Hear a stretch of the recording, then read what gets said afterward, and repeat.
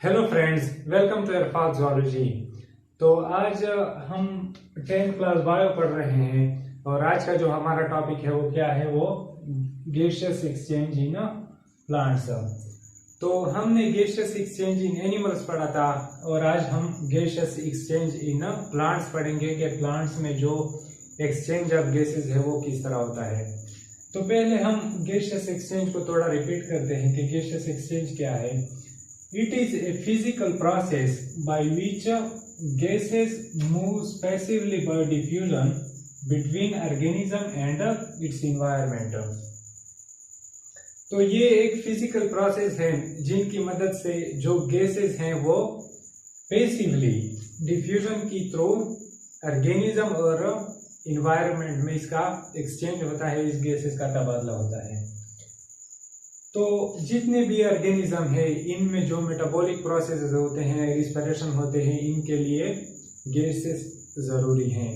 ये या तो गैसेस को यूज करते हैं और या फिर ये प्रोड्यूस करके फिर इनको रिलीज करते हैं। तो जो प्लांट्स हैं, एनिमल्स में तो सिंपली सेलुलर रिस्पिरेशन होता है जहां पर हम ब्रीदिंग करते हैं, ऑक्सीजन को अंदर लेते हैं और जो कार्बन डाइऑक्साइड प्रोड्यूस हो जाता है इनको हम फिर बाहर रिलीज करते हैं। लेकिन जो प्लांट्स हैं, प्लांट्स में गैसियस एक्सचेंज एक कॉम्प्लेक्स प्रोसेस है। ये किस तरह कॉम्प्लेक्स है? चूंकि प्लांट्स में रिस्पिरेशन और फोटोसिंथेसिस दोनों होता है, तो इन दोनों के लिए गैसेस जरूरी है। अब हम इसमें ये पढ़ेंगे कि ये दोनों किस तरह गैसेस को इस्तेमाल करते हैं और इनका एक्सचेंज करते हैं। तो जो प्लांट सेल्स है इनमें रिस्पिरेशन और फोटोसिंथेसिस दोनों होता है। तो पहले रिस्पिरेशन को हमने डिस्कस किया था कि जो break down of food molecules है सेल्स में, और दूसरा क्या है हमारे पास अब फोटोसिंथेसिस है। तो फोटोसिंथेसिस क्या है? वो प्रोसेस है जिनकी मदद से जो ग्रीन पार्ट्स है लीव्स है प्लांट के, तो ये सनलाइट की मौजूदगी में अपना खुराक खुद तैयार करते हैं। तो इस प्रोसेस को फोटोसिंथेसिस कहते हैं। तो फॉर एग्जांपल ये हमारे पास फोटोसिंथेसिस हो रहा है, तो जो फोटोसिंथेसिस है इनके जो रॉ मटेरियल है वो कार्बन डाइऑक्साइड और वाटर है। तो प्लांट्स जो है वो सनलाइट की मौजूदगी में कार्बन डाइऑक्साइड और वाटर को इस्तेमाल करके फूड मॉलिक्यूल्स प्रिपेयर करते हैं। तो यहाँ पर फूड के साथ साथ एक गैस जिनको ऑक्सीजन कहते हैं, ये भी as a by product produce हो जाते हैं और ये फिर यहाँ से रिलीज हो जाता है। तो ये तो फोटोसिंथेसिस की बात हो गई।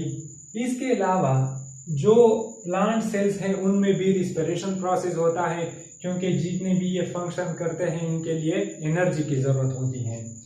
तो रिस्पिरेशन में क्या होता है कि जो फूड है, फॉर एग्जांपल यहाँ पर हमारे पास वो ग्लूकोज है, तो ग्लूकोज जो है वो ऑक्सीजन की मौजूदगी में इनकी ब्रेकडाउन हो जाती हैं और हमारे पास क्या बन जाता है, हमारे पास कार्बन डाइऑक्साइड, वाटर एंड जो एनर्जी इनमें स्टोर हो चुकी होती है वो क्या होती है, वो रिलीज हो जाती है।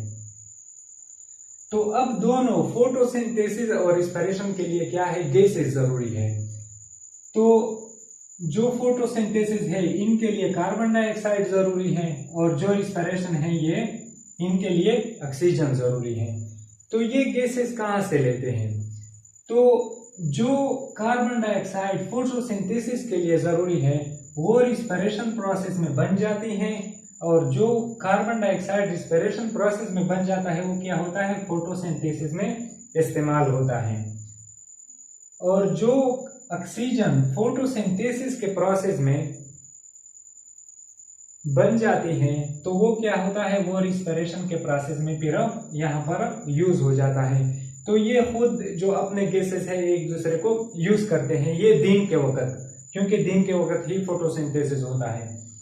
तो जो कार्बन डाइऑक्साइड रिस्पिरेशन में use as a bio product बन जाती हैं वो फोटोसिंथेसिस में इस्तेमाल होती हैं, और जो फोटोसिंथेसिस में oxygen as a bio product produce हो जाती हैं वो फिर रिस्पिरेशन में यूज होती हैं। तो जो फोटोसिंथेटिक रेट है ये अच्छा, लेकिन जो फोटोसिंथेटिक रेट है वो रिस्पिरेशन रेट से ज्यादा है, मतलब जो फोटोसिंथेसिस ज्यादा होता है, तो इनके लिए ज्यादा गैस की जरूरत भी होती है। तो जो एक्स्ट्रा अमाउंट ऑफ गैस है दिन के वक्त, ये फिर एक्स्ट्रा अमाउंट ऑफ जो कार्बन डाइऑक्साइड है वो फिर इन्वायरमेंट से हासिल करता है।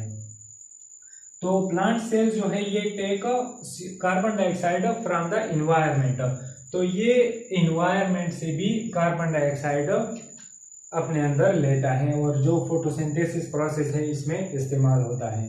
तो जब फोटोसिंथेसिस रेट ज्यादा होगा तो यहाँ पर ऑक्सीजन भी ज्यादा पैदा होगी और यही ऑक्सीजन ये फिर इन्वायरमेंट में रिलीज करते हैं। तो दिन के वक्त जो कार्बन डाइऑक्साइड है ये अपने अंदर लेते हैं और ऑक्सीजन जो है ये बाहर रिलीज करते हैं। तो ये तो दिन के वक्त हो गया। तो चूंकि रात के वक्त ड्यूरिंग नाइट, रात के वक्त तो हमारे पास फोटोसिंथेसिस प्रोसेस नहीं होता, तो ये जब रिस्पिरेशन प्रोसेस करते हैं तो ये क्या करते हैं कि ये ऑक्सीजन जो है ये इन्वायरमेंट से हासिल करते हैं और इस रिस्पिरेशन प्रोसेस के दौरान जो carbon dioxide as a by product produce होती है ये फिर इनको इन्वायरमेंट में रिलीज करता है। तो ये तो हमने पढ़ लिया कि ये किस तरह गैसेस को इस्तेमाल करते हैं और एक दूसरे में इनका साइकिल है। तो अब जो मेन टॉपिक है कि ये प्लांट्स इन गैसेस का जो एक्सचेंज है ये किस तरह करता है और कहां पर करता है, अब हम ये डिस्कस करेंगे। तो जो प्लांट्स के रूट्स हैं और जो यंग स्टेम्स एंड लीव्स हैं, इनकी जो आउटर सरफेस है इनको एपिडर्मिस कहते हैं। तो जो एपिडर्मिस है या फिर हमारे पास जो लीव्स है इनका सरफेस है, तो इनके जो लोअर सरफेस हैं इनमें छोटे छोटे पोर्स होते हैं जिनको स्टोमेटा कहते हैं। तो स्टोमेटा के जरिए ये गैसेस एक्सचेंज होता है, जो कार्बन डाइऑक्साइड बाहर आता है या अंदर जाता है और जो ऑक्सीजन है वो बाहर रिलीज होता है और जो अंदर जाता है। तो ये सारा जो गैसेस एक्सचेंज है वो स्टोमेटा के जरिए होता है। स्टोमेटा के जरिए हवा अंदर भी दाखिल होती है और बाहर भी आती है। तो ये यहाँ पर अगर हम इसका थोड़ा क्रॉस सेक्शन ले लें तो स्टोमेटा क्या है, ये पोर्स हैं और इनमें 2 सेल्स होते हैं, लोबिया शक्ल के सेल्स होते हैं जिनको गार्ड सेल्स कहते हैं। तो ये 2 गार्ड सेल्स जो हैं ये ओपन और क्लोज होते हैं, ये कभी ओपन हो जाते हैं और कभी क्लोज हो जाते हैं। तो इस स्टोमेटा के जरिए जो यहाँ दरमियान में पोर बन जाता है, इनके जरिए जो हवा है वो इंटर होती है और फिर हवा जो है वो यहाँ से फिर बाहर भी निकलती है। तो जो प्रोसेस है कि ये स्टोमेटा किस तरह ओपन होता है और किस तरह क्लोज होता है, तो ये डिटेल के साथ इनका अलग प्रोसेस है। तो मेन मकसद ये है कि यहाँ पर जो स्टोमेटा है इनके जरिए जो गैसेस एक्सचेंज है वो होता है। इसके अलावा स्टोमेटा के जरिए यहाँ पर जब प्लांट्स में वाटर ज्यादा आ जाता है, एक्सेस वाटर आ जाता है, तो यहाँ से वेपर्स के फॉर्म में ये एक्सक्रीट होता है जिनको ट्रांसपिरेशन कहते हैं। इनको हम फिर जो होम्योस्टेसिस चैप्टर है इनमें डिस्कस करेंगे।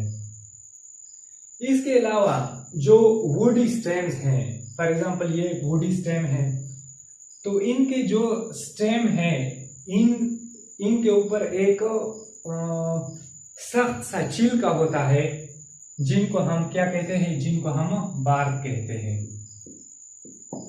तो चूंकि जो बार्क है वो सख्त होते हैं और इनके थ्रू जो गैसेस एक्सचेंज है वो नहीं हो सकता।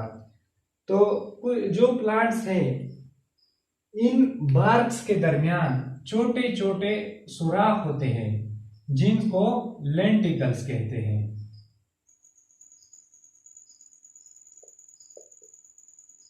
लेंटिकल कहते हैं। तो इस लेंटिकल की मदद से भी गैसेस एक्सचेंज होता है। तो ये था गैसियस एक्सचेंज इन प्लांट्स। इनका जो मैकेनिज्म है ज़्यादा मुख्तलिफ नहीं है, लेकिन थोड़ा कम्प्लेक्स है। और उम्मीद है आप लोगों को ये समझ में आ चुका होगा। Thank you for watching.